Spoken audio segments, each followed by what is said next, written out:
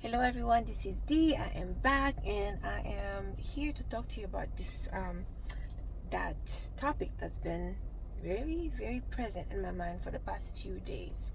But anyway, I've been thinking about death and dying, and that led me to thinking about, strangely enough, vampires. So I'm talking about the true blood type of vampires, not the modern vampires that could just glow in the light. No, I'm talking about the original Dracula, where they stand, the dark creatures of the night that cannot be in the sun. So I started thinking of this metaphor, and I find myself having the strangest sort of epiphany about it, right? So if you think about the metaphor of the vampires, those are creatures of the night, the thing that stays in the night, the creepers, right? The things that is hidden, the things that is almost unreal or almost unbelievable. Those are the myths and stuff like that, right? I relate that aspect of the metaphor, my psyche, the dark places in my psyche, the subconscious aspect of me that is playing their part, right? And then so you think about the vampire is not, there's a portion of it where you would think that the vampire is immortal, but really and truly it's not, because there's a couple of ways to kill vampires according to the myths and the movies, right? You could stab it to the heart with a wooden stick or wooden whatever, pointy item. I can't think of the English word at the moment. Or you could bring it into the light. So this light, the rays of the sun would actually let it catch fire. It's obliterated and it's dead. And that's what you call a true death. And I was thinking about, what is that true death for me? And what areas of my life have I experienced that true death, where it's either that wooden stick in my heart, or where it is something that I have to bring to the light and then it's dead, right? Got me thinking about work, got me thinking about relationship, and I wanted to bring it to you. When has that true death metaphor been real for you? And relationship, if I will start there, would be every time I have experienced betrayal. Whoever has been betrayed, I experience a true death of it. It could be innocence. It could be the heart is broken, literally. It could be that the death of the love that they thought they had, the death of trust, or by them speaking it, by the person who's betraying the other person, saying, okay, I've betrayed you. Or what if they never said it, they got caught. Caught in the light of the sun, when the person who switch on that light to bring in the sun still have to watch the display of this betrayal revealing to them, and see their life, their belief, their trust, their love catch fire and turn into sand, right? If it's a job, either the stab to the heart, or the sun light shining on it, is when I realized the job no longer fulfills me, or it doesn't support my financial needs, or it's not something that no longer is aligned with my purpose, or maybe I get fired, or I get released, or I get let go, right? Either way, it's a death blow that it's dealt to me, that it's dealt to the situation, that by either revealing it, which is to me the same as shining a light on that evil, or of that perspective that is in the creature of the night that is playing in your psyche, that you most of the time unaware of. The transformation of that is, well, sometimes life have to deal us a death blow for us to realize different things that we might be reluctant to see. And again, everything happens for us, not to us. So I wanted to ask you, when has life ever dealt you that death blow where you know there's been a stab to the heart, where you know there's been sunlight shine on the vampire, the stuff that's been sucking away at your energy, at your psyche. And when you have to go to that transformation process, where you have to transition the death, right, to the other side, so you could reassemble yourself, right? So all of that was in my mind, and I'm like, okay, you know what, I know it's for somebody out there, and I know sharing this, I know somebody out there will relate. And what is transitioning in your life right now? What is transpiring in your life right now, where you feel like transformation must happen? And even if it hasn't happened yet, the awareness has come. The death blow has been dealt, and you're just waiting now for hospice. You are in hospice. Technically, the dominoes are fallen, and you just need to allow things to transpire. You just need to allow life to reveal itself to you in whichever way it may. Because honestly, do we know what's on the other side? Even if we're talking about death itself, no. It's in transition to what?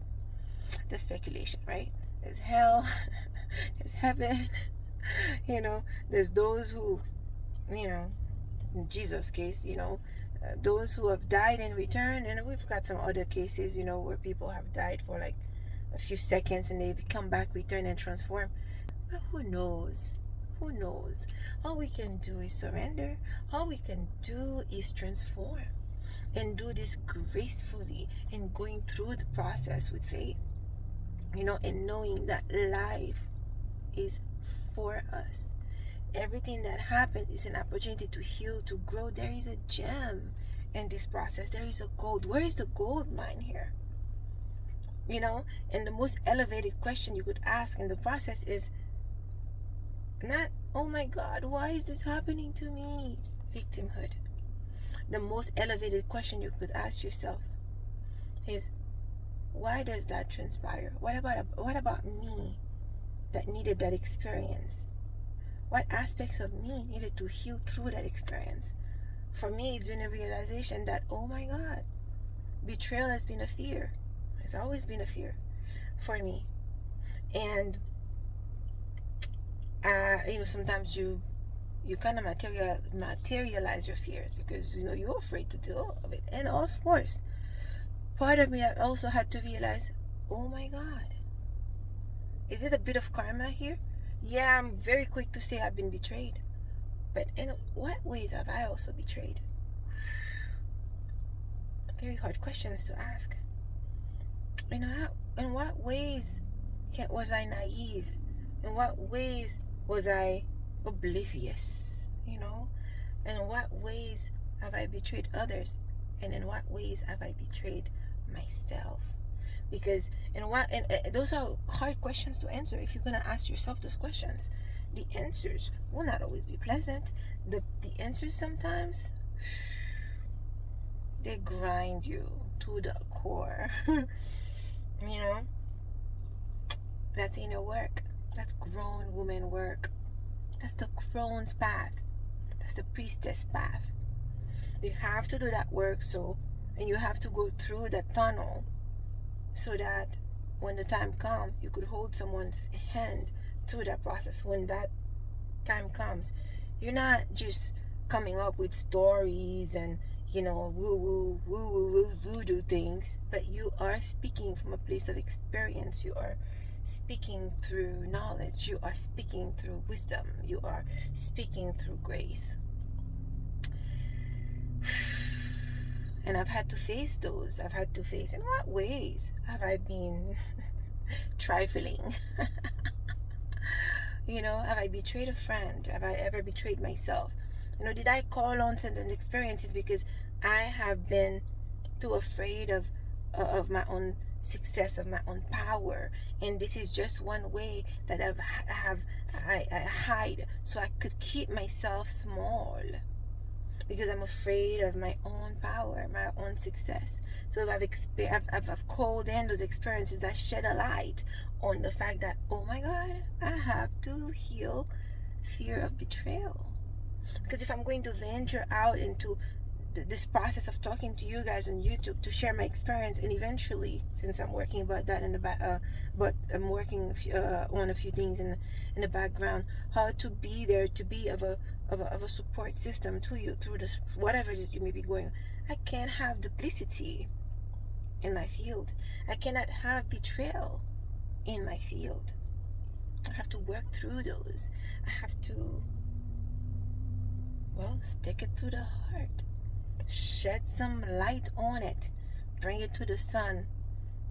And obliterate that motherfucker. Wow, that sounds gruesome. You guys get what I'm going with this, right?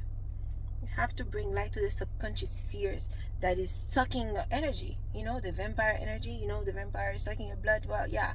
All these things you have in your subconscious that is keeping you small. Is that cassette, the DVD that's on repeat in your mind.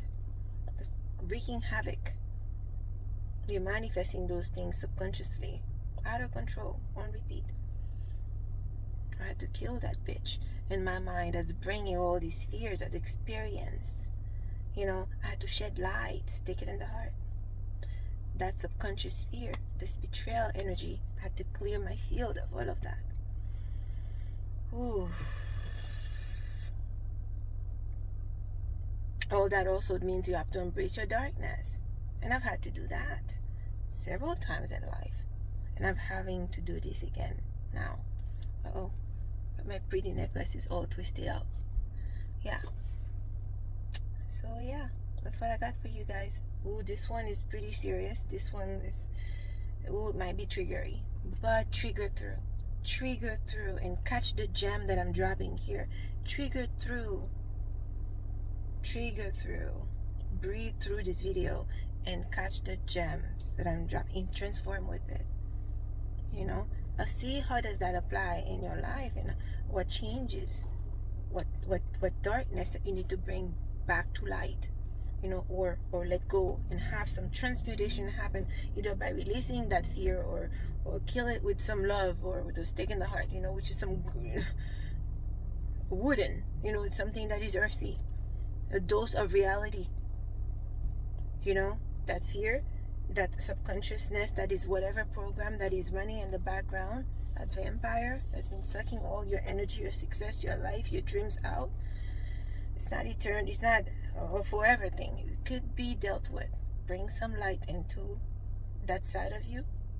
Stick it to the heart. Oh my God, I hope I'm not in trouble with YouTube for this video. Because it's kind of gruesome, right? Dark. But okay. We're not all light and fairies and unicorn. There's some darkness within us that we have to deal with, that we have to heal. You know? Anyway, this is Dee signing out, and I'll be talking to you soon. And remember, trigger through. Signing out. Bye.